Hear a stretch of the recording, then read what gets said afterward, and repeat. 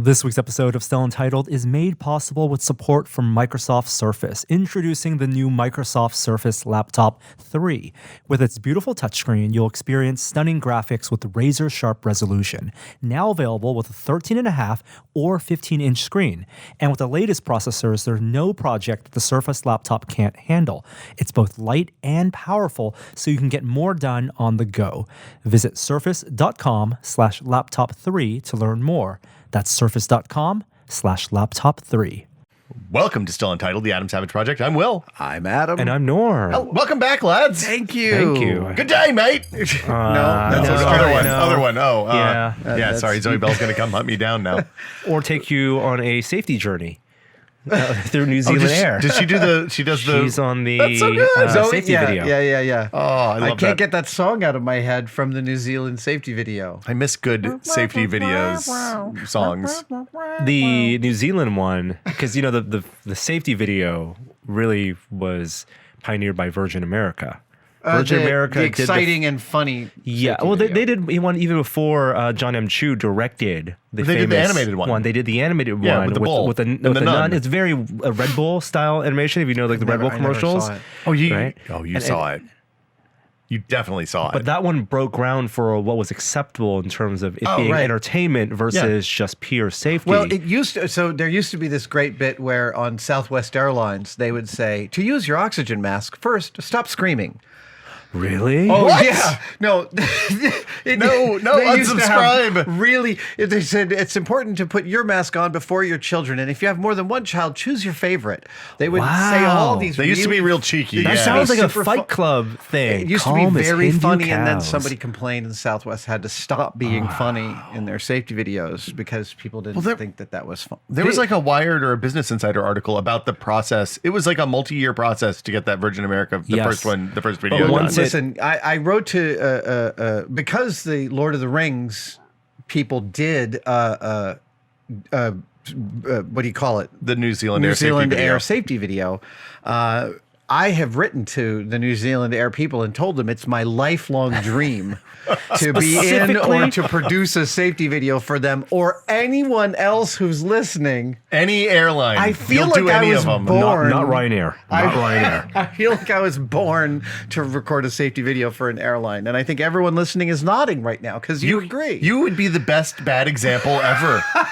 Like the way, you could be the guy carrying like 4 bags down the aisle of the thing airline is as you're trying to get on the slide. If you can't show all the bad stuff happening, it could be like each scene begins with me looking like Wile E. Coyote just after the bad thing has happened, right? The top half of my body is charred. Well, there's in Vegas, the how to go through security video is all of the Vegas acts as of like 1998, probably. They recently redid that. Oh, they redid it? Yeah, so the Oh, Star boo. Trek stuff, the Klingons aren't there anymore. Aw. They do have skinny Penn and Teller. At any rate, Okay. we just got Yeah. back from Hey, New how Zealand. was New Zealand? Yeah. New Zealand was amazing. Boy, are your arms tired. We I don't know if you listened to the podcast last week. have not yet. But we had within 30 minutes of landing, I was putting a fire out. Oh. When I landed in New Zealand last Friday, we talked about it on the podcast last week. Boy. I literally was like driving with Richard Taylor. His trailer caught on fire. His wife showed up, threw me a fire extinguisher, and Oh my I jumped God. underneath and put a fire out on the trailer. Wow. Feels like a whole bit. All within like an hour of landing in Wellington. Paying your way in the just completely new fulfilling way. every expectation about what it's Yeah. like to hang out with me. Yeah. And Richard. I've never seen you put a fire out. I'm really disappointed. It was great. We finished off with Friday drinks with the entire Weta Workshop. And I mean, we just feel so welcome. And it's the third time we've used the office over there as the production office behind Richard's place and behind Richard's office. It just feels like family. It does. Yeah. It seems like you guys, it's like going to camp almost. Well, it is warm and fuzzy, you know, and, you know, we walk through and there's all sorts of amazing things going on. And like, there, you know, in a special effects shop, I can't talk about a lot of what we saw because a lot of it's proprietary for different projects that Weta's working on. But I will say that there are a few places more entertainingly absurd than an effects shop in mid-production.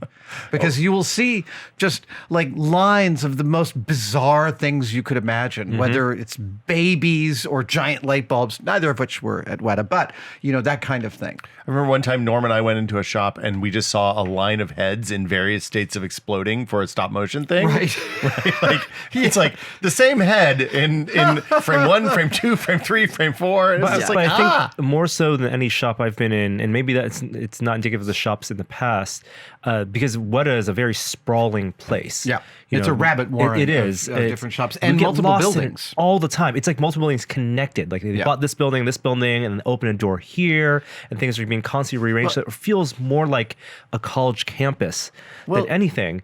Go ahead. Sorry. Go ahead. And you know, we visit a lot of shops in LA, and in LA, a lot of shops are big open warehouse spaces because they're storage, and you see everything in 1 or 2 rooms. You know, molds are happening here, paintings happening here, and because it's like a rabbit warren, and because it's like a university, it really feels like Hogwarts.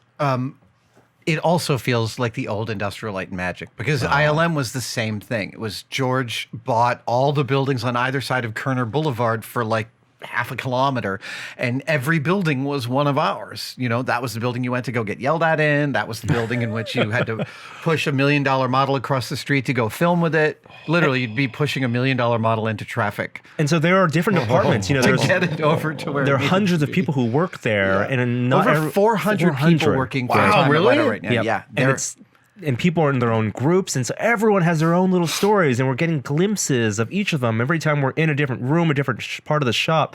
It's like we're popping into a Harry Potter movie. do they have like a family? One of the things I loved when we talked to David Chang years ago is I learned about the family dinner at restaurants where they sit down at the end of service and they talk about what went right and what did. I wonder, like, do they have a family dinner kind of equivalent there? They do a monthly Friday drinks. Okay.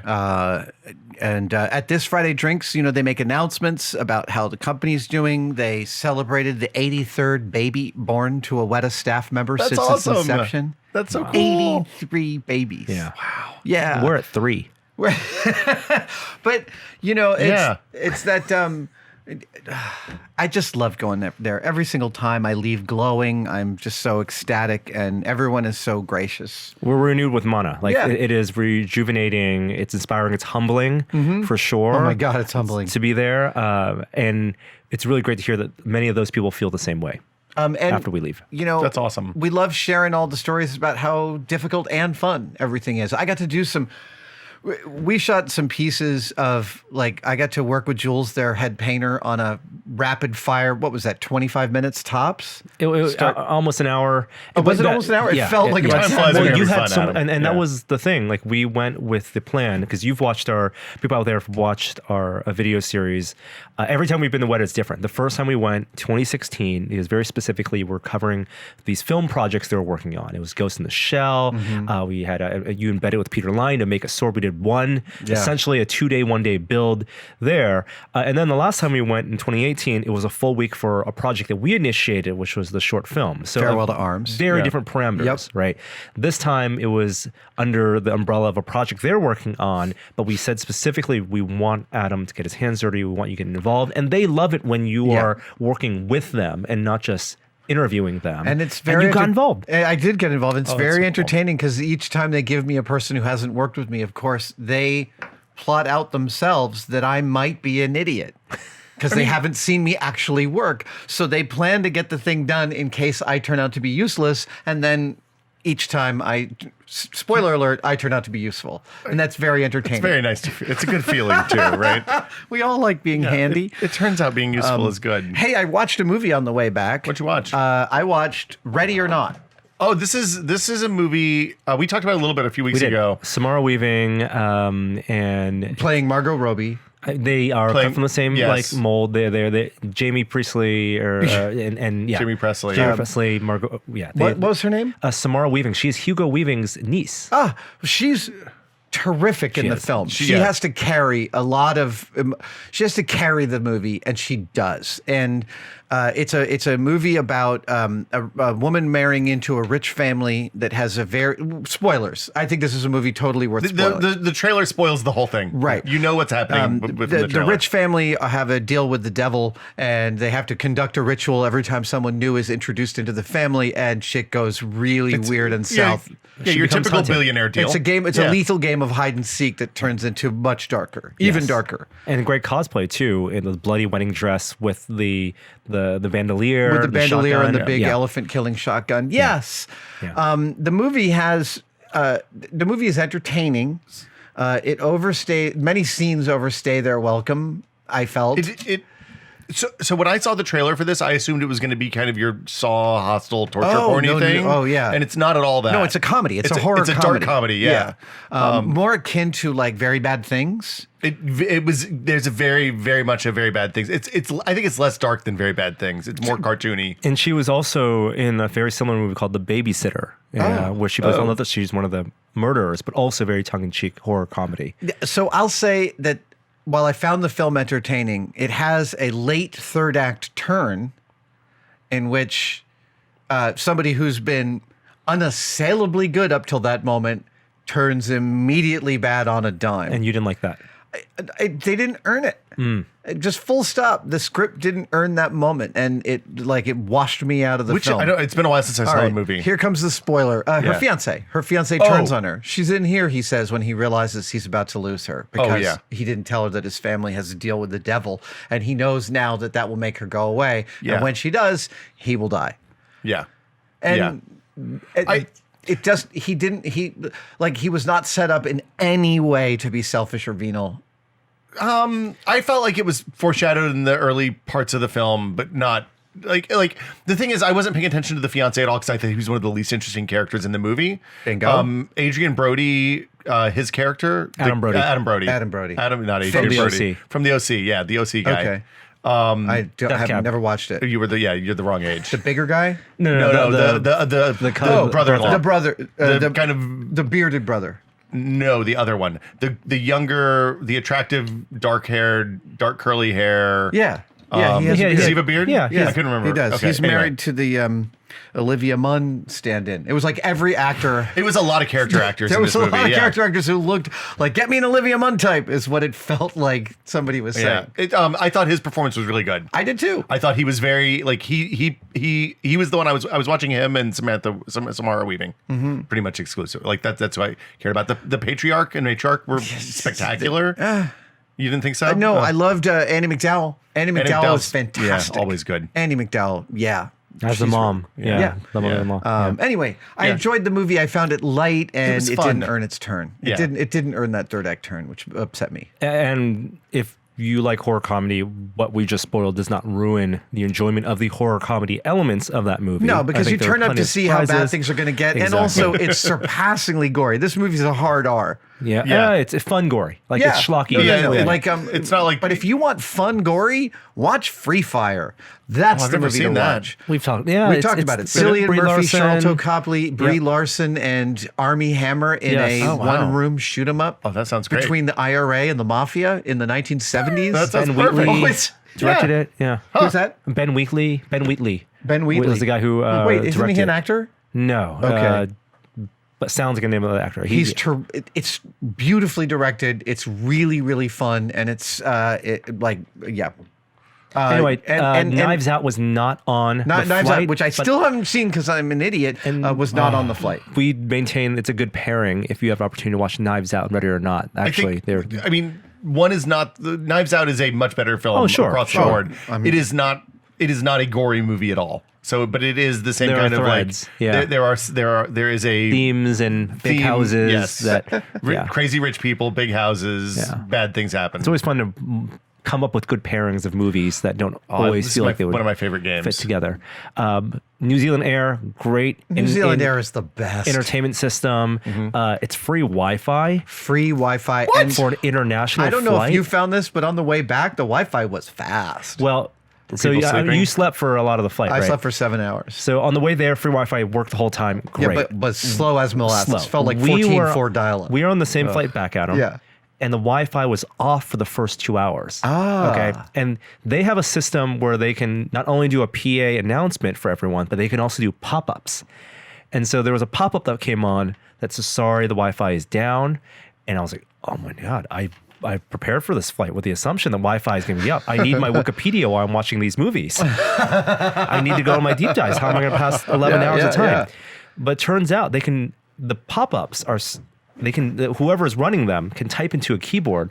And so 2 hours into the flight, when everyone's asleep after the supper service, pop up. All caps. I fixed the Wi-Fi! Exclamation mark. Please be gentle! Exclamation mark. And I was like, I need to grab my phone to take a picture of this. Because I could tweet it. Right. Oh, yeah, that's so good. Did it go away? It went away. It popped away. Oh, but, no. I just love that, Right. that's why it was awesome. fast, because no one realized the Wi-Fi was back on. Do you think they rebooted the router? Maybe. Yeah, what's the plain Wi-Fi fix solution? Not all heroes wear capes. Norm and I, we had a meal in Auckland Airport. We had a two-hour layover in Auckland before leaving. And we shared a meal there. And by the way, popo dumplings. Oh, man. In the Auckland Airport. I had some pork and shrimp dumplings with a pork, steamed pork bun. Those dumplings were legit as good as any dumplings I've ever had. They were stellar. How'd they stand up to Kingdom of? I didn't have them. You didn't have I had a dumplings? burger. Okay. They were stunning. I actually was eating them so assiduously that it didn't occur to me to tell Norm they were amazing until I was done. And then I was like, Norm, these were amazing. And I should have given him one. It just didn't even occur to me because I was just plowing them into my face. You said, I'm in the middle of composing a tweet about how good these dumplings are. I don't think I should share where we are right now. I literally was going to send it while I was sitting there. Because this is something else. I'm way more famous in New Zealand than I am here in the United States. Really? Oh, yeah. Everywhere I was going in Wellington, there were people like, oh, you're going to fly more planes with Peter Jackson? Everyone that's excellent. It's just, it was very, very sweet. Oh, but because I'd eaten, I did not eat on the flight home. Oh. And the flight attendants again, New Zealand Air flight attendants are just stellar, but they get real little wigged out when you take nothing. Oh, yeah. Right? When you're like, I'll just have a piece of garlic bread, please. And the tea is fine. And I don't even need tea. I just had water for most of the flight. And they get very hovery and nervous about you when you don't eat anything. Well, I think they realize for 11-hour flight, some people, if they don't take the food, will get cranky later on. And it becomes a problem for them. Oh, my goodness. Right. Hangry customers must be an awful part of the job. Yeah. Long haul international flight attendants are got to keep them definitely fed. Yeah, the don't wear capes heroes of our time. We've just another shout out. I don't know if it's even still up, but customershaming.com, which is a website where flight attendants share their own horror stories and pictures of the nastiest toenails that people stick into the windows. And There used to be a really great, it's probably still up, but it's a pilot blog that tells like the pilot horror stories. Yeah. It's the place of the famous I think it was a FedEx flight that they had to emergency land because somebody dumped the cooler with dry ice instead of regular ice into the chemical toilet. Oh my God. Yeah. And it like foamed up the entire back of the plane. Because the chemical toilet stuff. But anyway, I love those kind of industry specific nightmare blogs. Right, yeah. They're really good. Before we continue on with the show, I want to let you know that support for Still Untitled comes this week from Microsoft Surface, introducing the new Microsoft Surface Laptop 3. With its beautiful touchscreen, you'll experience stunning graphics with razor-sharp resolution. Now available with a 13.5 or 15-inch screen. And with the latest processors, there's no project the Surface laptop can't handle. It's both light and powerful, so you can get more done on the go. Visit surface.com/laptop3 to learn more. That's surface.com/laptop3. Now back to the show. Speaking of plumbing. Yeah, you guys did. Like, I came into a scene. You came in at 11 to do this podcast, and we were like, we're going to have to pause. And you were like, I have a heart out. I'm such a pain in the ass. No, I know. That's it's okay. We have all done this. I know. You said, today I have a heart out. And we said this plumbing repair should take 10 minutes. And I somewhere thought, in your head. I thought, I've heard this before. And then how long did it take? About 8 minutes. Yeah, you guys really hammered through it. Plumbing repair, plumbing is one of those things, it's a nightmare. Like, you can get into real trouble in no time. Well, the thing is that it's deceptively simple, but the stakes are often quite high. The stakes of a mistake. The stakes are incredibly high. They get wet and wild in a hurry. Well, and you, like, your minimum cost of a expert emergency repair for a plumber in the Bay Area is between $500 and $1,000 in my experience. It's real. Yeah. And your experience may vary. Yeah. Your success with those people that you call. Yeah. And, it's all about having the right parts.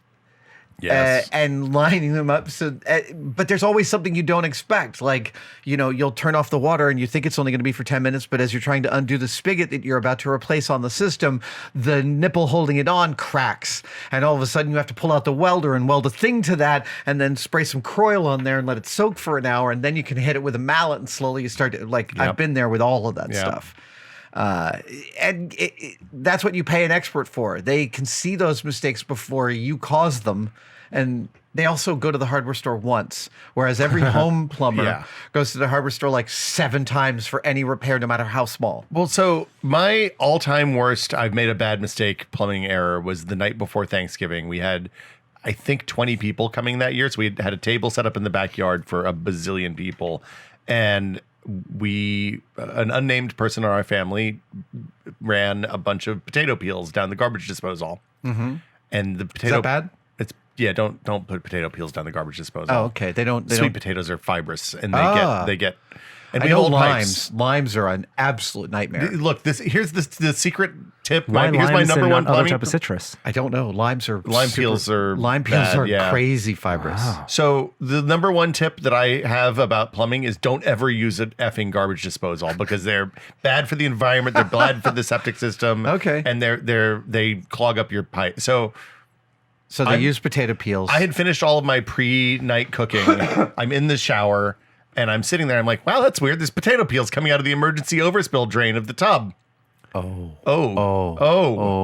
So, I go get the plumbing snake, as one does. Is it long enough is the question. It's 11 o'clock at night right now. This is where we're starting this moment. We have one bathroom in the house. We have 20 people coming the next day. So, I'm thinking, if I don't fix this, we're going to cancel Thanksgiving for 20 people.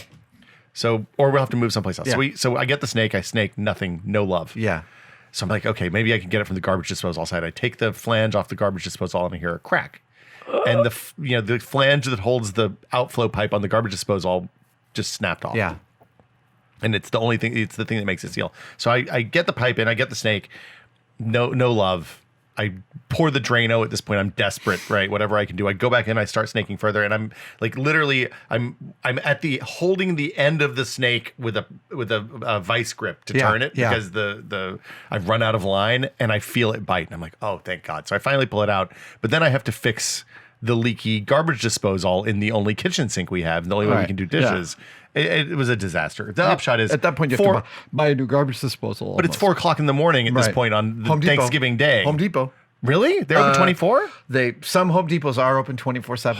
I had a job once where I went to Home Depot at 2 a.m, again at 4 a.m. Oh God. I got the epoxy, the two-sided stuff. Oh yeah. And jammed the flange back in there and then glued the gasket into place and it's still not leaking. So wow. Yeah, okay. That was 2 years ago now. At this point, 25 years ago, I was living down at the end of Hunters Point on Yosemite Street. Now, denizens of Hunters Point will know Yosemite is where the police station is. There was no police station there back when I lived there.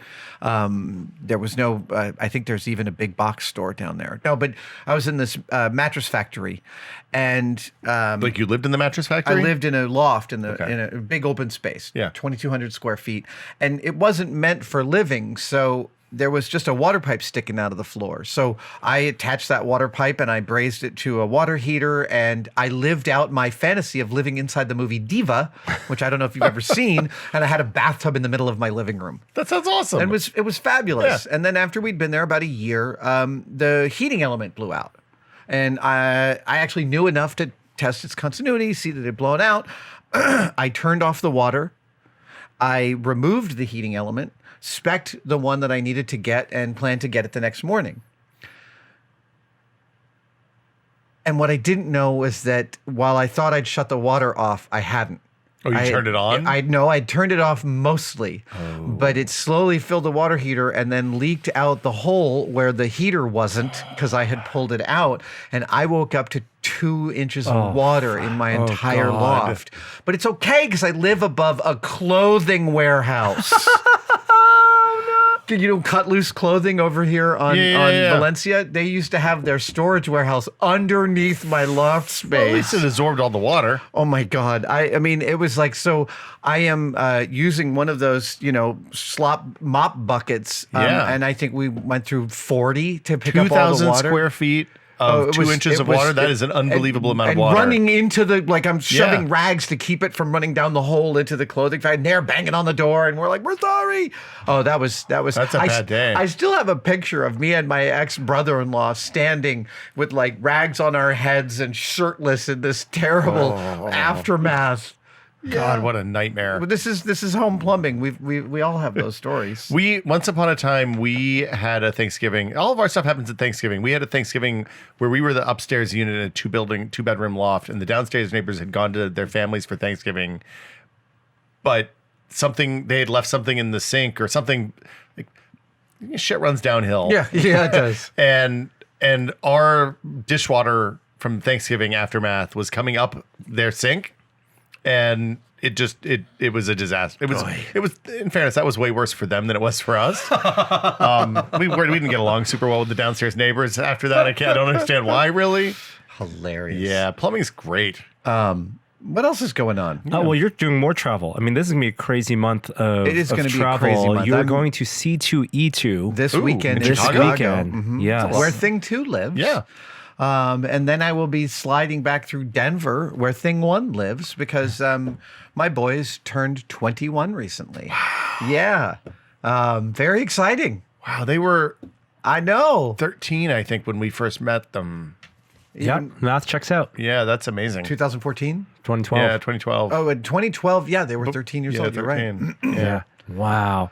And then you will be, we're not doing most test team aren't going, but there will be something to reveal. There will be something to reveal. And we have videos related to those. I mean, I'm sorry for being so cryptic, but you will not be disappointed. And you will not have to wait too long. And you won't have to wait too long. Is you will this see weekend? some cool stuff. Okay. Yes, that is this weekend. Hey, also, I completely forgot because we were in New Zealand for a whole week, but literally the Thursday, the morning before Thursday. you flew out, we buried the lead. that we went backstage to Hamilton. That video is incredible. It was really fun. So we did 4 videos. I can even tell you what they are. And the first one that's out, Adam got to chat with the prop master, and you got so much fun. When we were chatting with the press people, and we're like, we want to cover Hamilton. Of course, the first thing we think are costumes, and we'll be doing something with that eventually. But they're like, what about props? And in my head, I'm like, Hamilton isn't known for props. But yet there are so many. There's tons of props. There's so many props in that show. There's a huge cabinet of just the paper props. That was the coolest thing. I know. That was awesome. In the cabinet, and there's a shot of it in the video. They have to remake the paper, right? And the guy's like, we have specifically 65 sheets of the Reynolds pamphlet, and they chose all these specific pieces of paper, like the when she burns the letter. Yeah, that's a specific type of paper, they and they tested burned tons and tons of different because they know for the duration of burn the song how much they could burn because the actress has to be holding it. Yeah. It's the one piece that actually lights on fire on the show. Wow. It's the only real candle in the show. Yes. So that's not the lead that I thought we were bearing. But yeah, and we have 3 more of those videos. They're just the ropes. There are hundreds of ropes, and they're all specific. Well, and that's also that's a modern rail. That's a modern, wonderful theater rail. The dueling pistols. Oh, yeah. I got to see the dueling pistols. Yeah. Great. That's so cool. No, the lead that I was thinking we were bearing, which because we also announced on Thursday that I'm the creative director of Silicon Valley Comic Con, heretofore in the future known as Silicon. Yeah, I think it's a great name. I do too. It took a minute for me to attach to it and be like, no, okay, yeah, that works. Here's the brain process. You hear Silicon Valley Comic Con is changing its name, and you think, okay, how could that go? And then you hear Silicon, and you're like, it's very much the sort of first thing most people would think of, which means that could it actually be good? It is actually good. It actually communicates. It works. It tracks. It scans. Let's do it. And so, yeah, I had the same thing. I thought, no, that actually is great. Okay. Yeah, I'm in. So there will be ongoing announcements and coverage of this as we progress towards the October, the latter half of October dates for Silicon. You can sign up right now, and we'll put some links below. But for the broadest picture, One of the reasons we've been going every year since its inception is because Silicon, in addition to the wonderful pop culture tracks and the celebrity panels that you can expect at any given con, they've also put a heavy focus into maker culture and tech and also science. Yeah. And this isn't to say that other cons don't also prioritize those, because it's one of the great things about the cons is that bleed through of all of our favorite things in one place. You just listed some things, some topics that we are, very interested in. Exactly. I would like to Science and subscribe making, Norm? to your newsletter. And so just suffice to say, I'm very excited about putting together some really specific panels on pop culture, on science, on making, on technology, in order to really widen and deepen the con experience with all the stuff that we love And I about think it. that's the big story here. Is not just that you're putting your name on it and you're going to be there for the duration and have a bigger presence. As creative director, you're going to be actually initiating these tracks. You're programming. Yes. Yeah. And it's really exciting because we have point of view, and we feel really simpatico with the entire team of Silicon. We have the same aims. That's just feels like we're firing on all cylinders. So I'm really excited what this year portends for that. That's so awesome. Yeah. That's rad. And again, there's a lot more to say about it, but I think that's enough. But for right I now. think people out there, if you, one, you should go. But if people want to pitch us things, feel free to reach out. We're open to ideas for tracks and things. What's the best way to do that? Twitter? Probably? Twitter, email. One of the things is very specifically within maker culture. I want a deeper dive into the sharing economy that is maker culture. As specific. What on earth is that? Was that my Siri? Oh, Siri, somehow I said something that she thought. I didn't. Stop. Anyway, yes, maker cosplay, the open source sharing economy of the cosplay community and the maker community. I love when those two intersect on this deep level, and we plan to help. So you want to see some places where people can come and take the hard-earned lessons and share them with other people so that they are less hard-earned. Yeah, because what have we been doing the last few years but just covering wonderful innovations by all sorts of different people working in their shops across the country. It's time to codify more and more of that sharing of information. I love that. Yeah.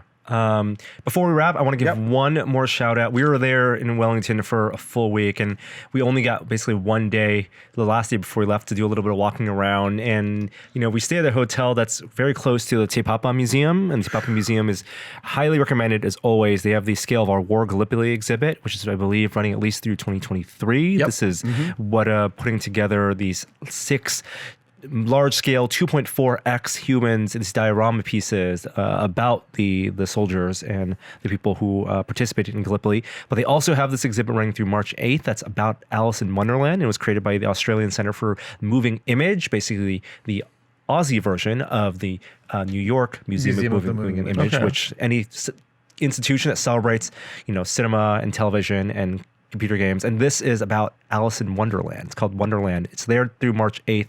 Highly recommended. Is it any particular version or all versions? It's 40 different portrayals of Alice through the history of cinema, because the story of Alice predates cinema. And it's surreal. It's interactive. They have projection mapping.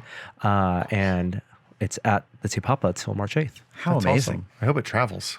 Yeah, it's been to a couple places, but I hope it comes stateside too. That would be amazing. Yeah. And to my friend Peter Beck up there in north of the North Island, Peter, I'm sorry I did not get up to see your rockets this time. I really plan to carve out an extra couple of days the next time I come to New Zealand. I promise I will come. Cool. We'll be back. Yes, we will be back. We will be back before You too should long. just relocate Tested to I think we need a satellite office. Yeah. I think it's totally clear to everybody. Look, I'm available. I can go down there if you want. Just say the word. We'll pack up the family. Also, Weta is a dog-friendly workplace times a million, and so I got lots of dog love, including Richard Taylor's new beautiful dog, Lottie, who I made best friends with. Good snuggles. Yeah, she spent a lot of time just hanging out on my lap, and yeah. Well, what's going on new in your world? New episode of Tech Pod is out this week. It's a Q&A episode. We made a ranking of Windowses over the last 2 weeks. Windowses. We started with Windows 3.0, maybe 3.1, and went all and talked through. It was interesting to go through and talk through 25, 30 years of what was the dominant operating system for a really long time, still is. Yeah. And how things have changed, and watch what's gotten better and what's gotten worse as Microsoft went from selling a packaged good that you can install on your computer to shipping a software as a service that is maybe not as awesome as just buying a thing and maybe not being the customer. So anyway, you can find that at techpod.content.town. Cool. All right. We'll be back next week. Thanks for listening. Thanks, Bye, everybody.